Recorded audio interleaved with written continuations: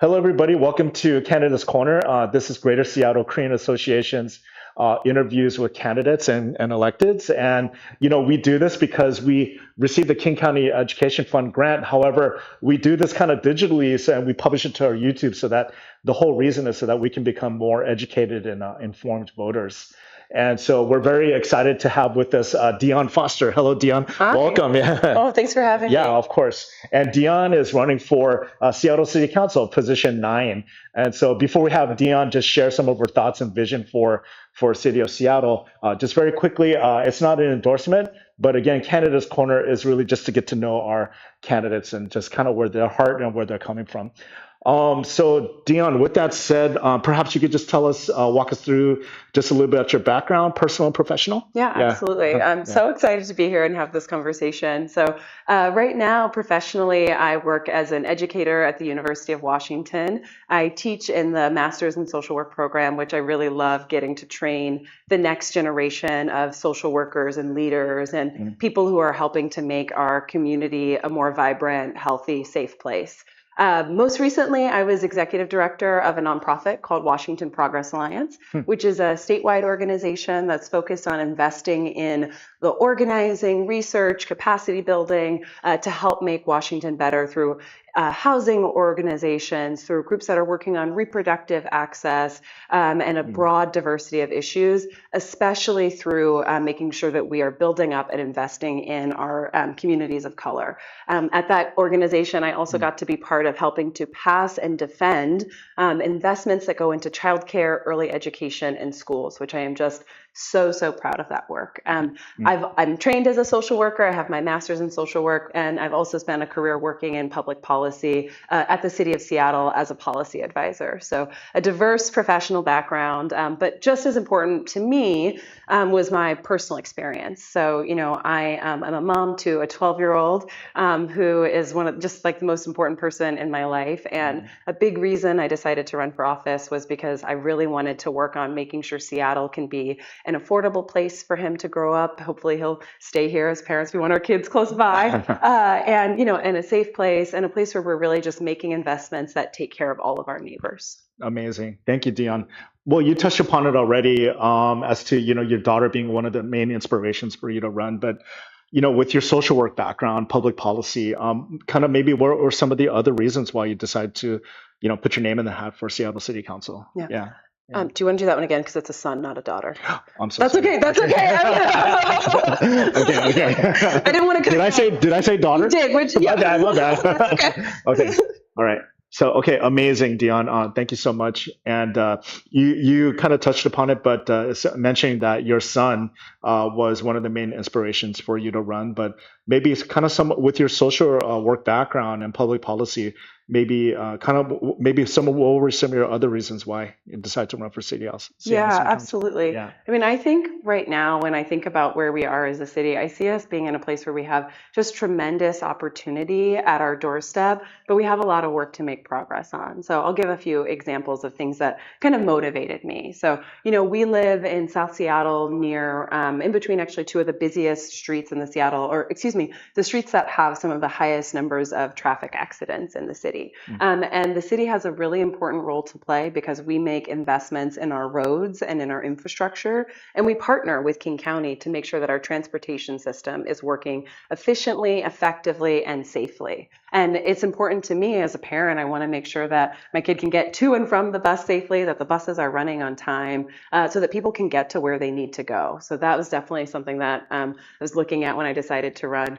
Another is seeing that for so many of our neighbors, we are definitely becoming, in some ways, two cities where there is a lot of wealth and a lot of resources in Mm. our area. And then there's also, a growing number of people who are really struggling to make ends meet because the city is increasingly expensive. So when I think of the role of local government, I see two really important opportunities.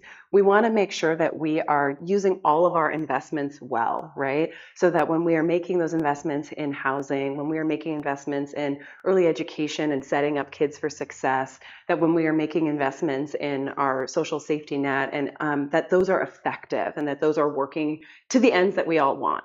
And additionally, to make sure that we actually have sufficient revenue to invest in the things that matter. So at my previous role, I worked on defending progressive revenue, making sure that we could pass progressive revenue.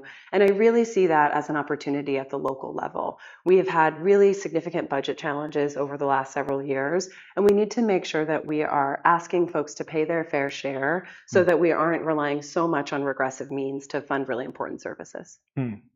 If you don't mind, can you just share a little bit more about your term, the progressive revenue, and what that means? Yeah, totally. Great Yeah. question. Yeah. So, that term gets used a lot, but it's actually a term of art that means a revenue source that is asking folks who have more to pay more. So, as opposed to what might be sort of a flat rate or something where we earn very different amounts and we're paying the same percentage, progressive revenue is trying to take into account the ability and the capacity of a person to pay. So that can look differently depending on the policy. But if you think about the federal level and a federal income tax that's scaled up is the most common example of that. Okay. Great. Thank you, Dionne. Can we talk a little bit about you touched upon the cost of living, and we all kind of feel it, across the board. So, are there so as it relates to like housing density, and do you have some ideas in terms of how we can alleviate perhaps affordable housing and creating more space for people to live, in an affordable way? Yeah, absolutely. Okay. This is just so important. So, what we see, I think, happening in our city is a couple of things. We are growing as a city. A lot of folks want to live here, and actually, as we continue to deal with climate change, we're going to continue to see growth because our region is going to be one of those climate resilient areas in the United States. So we need to make sure that we are making investments in enough housing capacity so that there are places for people to go. Now, that's important not just from that perspective, but also when we look at other cities where they have made gains in building more housing, what you also see is that start to mediate and mitigate against such the high prices of housing. So I'm a big believer in the idea that housing abundance is part of how we achieve housing affordability. Now, I don't think that we can get there solely through just making sure that we build more housing. And that's where investments in affordable housing come in. So the city has a number of revenue sources, and the Office of Housing invests in affordable housing for the city. I think what we want to make sure as we're looking ahead is that we are incentivizing more family-size housing in the city of Seattle. So we've made some great gains on studios and one bedrooms, and that's really important, but we need to make sure that we're also making investments in two-bedroom apartments and things that are going to help make the city affordable for families. Another thing I think is really important is voters have passed now twice policies at the ballot for social housing. So that's a policy that would mean that folks who are living in social housing are not paying any more than 30% of their income in their rent. And that's super, super important because a lot of people are rent burdened, right? So meaning that you're paying 30% or more, or extremely rent burdened, where more than 50% of your income is just going to your home. So it's going to be a priority to make sure that the new social housing developer is set up for success, because that can be a key piece of what we are doing as a region. And lastly, I'll touch just a little bit on that gets to the middle income housing or the sort of lower income housing, but it's also really important that we are making progress in our homeless system and in our shelter capacity. So bringing that personal experience in, I live close to a place where folks have been trying to site a tiny home village for almost 2 years. And I think it's an important role for the city to actually review that siting process and try to determine why it's taking so long and what we can do as a city to speed up the development or the production of those places so we can bring more folks inside. Okay. So it sounds like that's kind of been sort of a bottleneck, is the process it takes to get there for the approvals, permitting, et cetera. That's part of it. Yeah. Okay, that's part of it. Also, I wanted to clarify when you said like one bedroom condo. So does this mean that increased density means that you're kind of going higher vertically?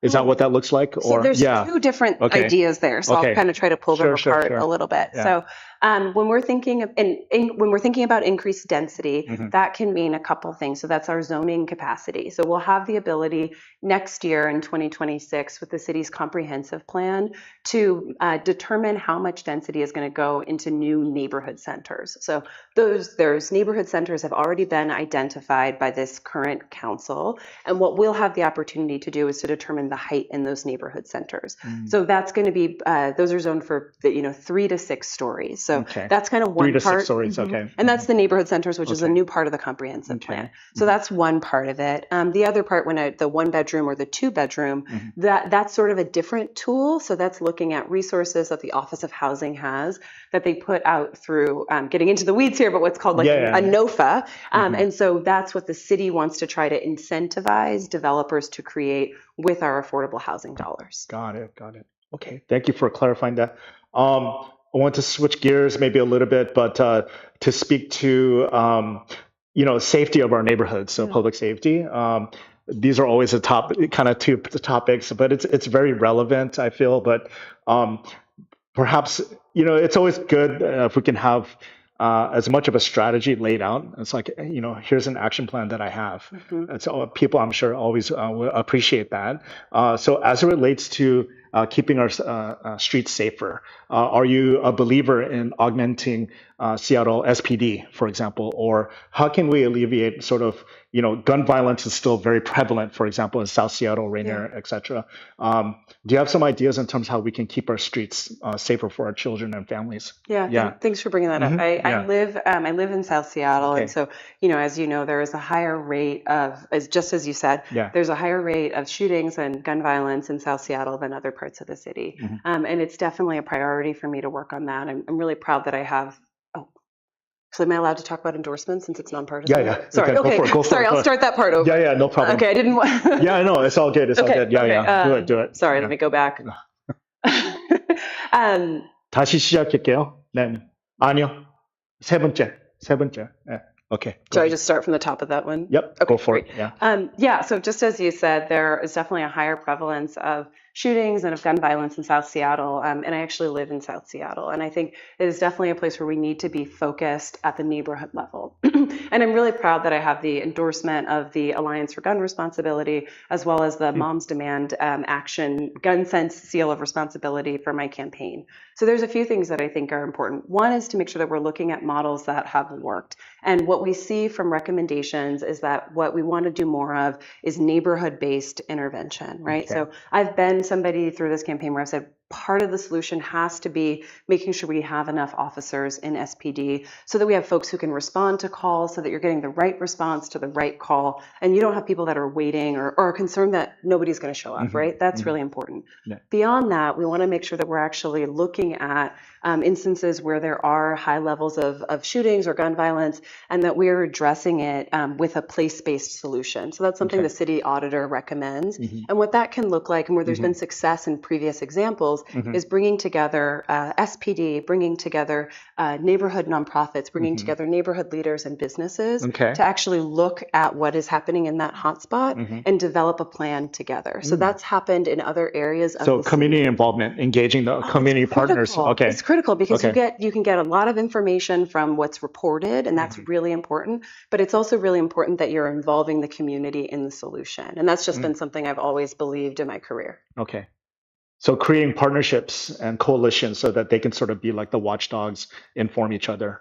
Yeah. Yeah, and I So- would say it's the information sharing, and it's Right. the idea that through not the idea, it's proven that through working together over time with a specific geographic focus, sharing information, identifying people who are, whether that's folks who are needing connection to services, Right. or whether that's folks who are committing crimes, and you need to be sharing that information with SPD. That neighborhood level collaboration has been proven to deliver results when you've got, as we have, as you mentioned, these sort of like hotspots. Got it. Got it. Great. Well, we're coming up on a very important time. Next week, November 4th, is the deadline for elections. Now, just quick personal story, but like when I ask my friends, well, did you vote?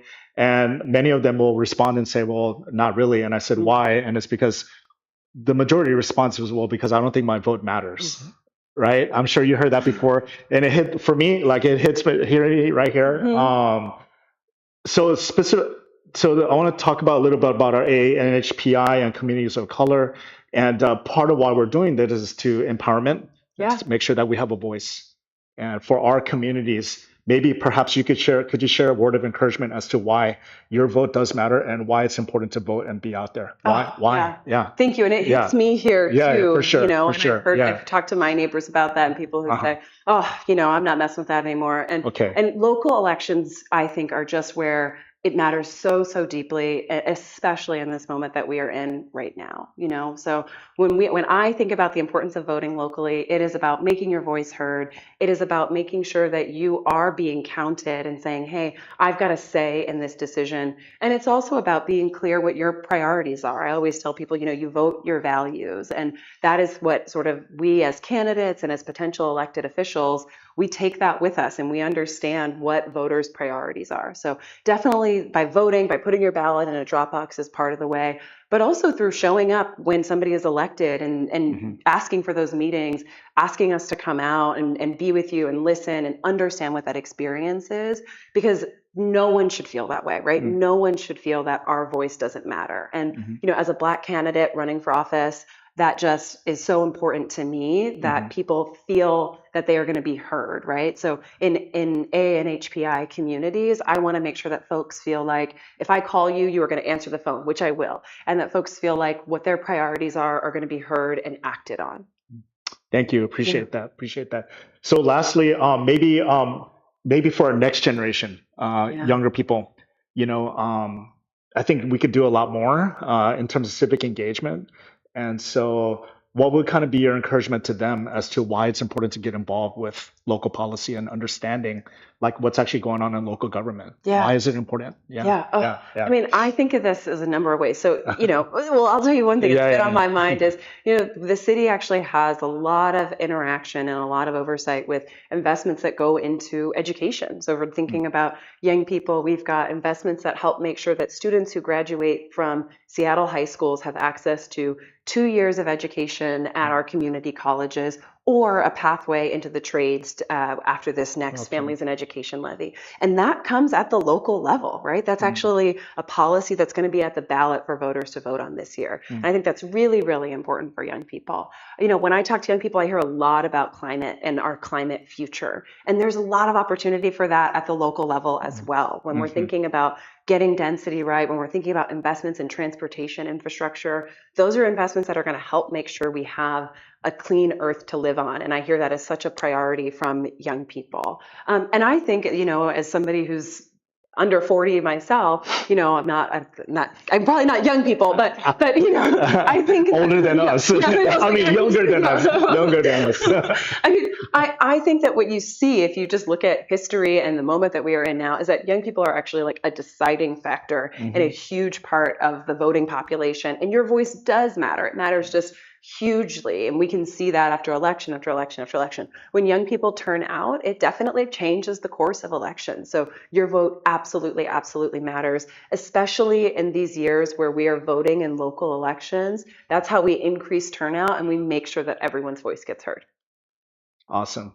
All right, everybody, you heard it right here. It's Dionne Foster. She's running for Seattle City Council, District 9. And Dionne, can you share a little bit about like where District 9 touches the specific towns or cities? Oh, it's yeah. So you're in District 9 if you live in the city of Seattle, the entire city. Oh, okay. So it's all of it. Yep. All of it. Got it. Got it. Okay, cool. Do you have like a website or anything you'd like to share? Sure. Or okay. It's DionneFoster.com. DionneFoster.com. And make sure you get your ballots in.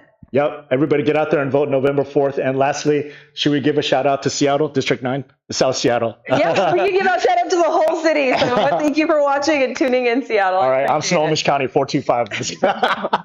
Awesome. Bye. Thank you. Bye. Cool. One question. Do you Yeah. want to say anything about putting their ballot in drop boxes? Have you guys been doing anything about that? What would you like to say there? We can include that absolutely Yeah, if you'd like to. 한 번만 더요. 한 번만 더요. Because it might be a good one for you to say. Okay.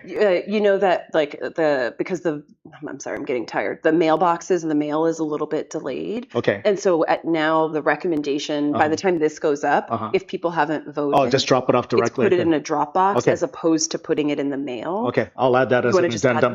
Because I think Okay. You want me to do that? Yeah, you want to Okay, use it. Yeah. I'll do it. Okay. Okay, everybody. Oh, just a quick reminder before you leave. So, if you have not sent in your ballot yet in the mail, again, the deadline is next week, November 4th. And so we highly, highly recommend that you get your ballot in. But probably the best way to do that is just go to your local ballot drop box and then just go ahead and drop it off there, hand it in. And so typically you'll find them at like post office, you'll find them, or your local grocery. But please, at this point, if you haven't sent it in yet, we encourage you to please drop it off at the ballot box. Thank you so much. Yeah, bye.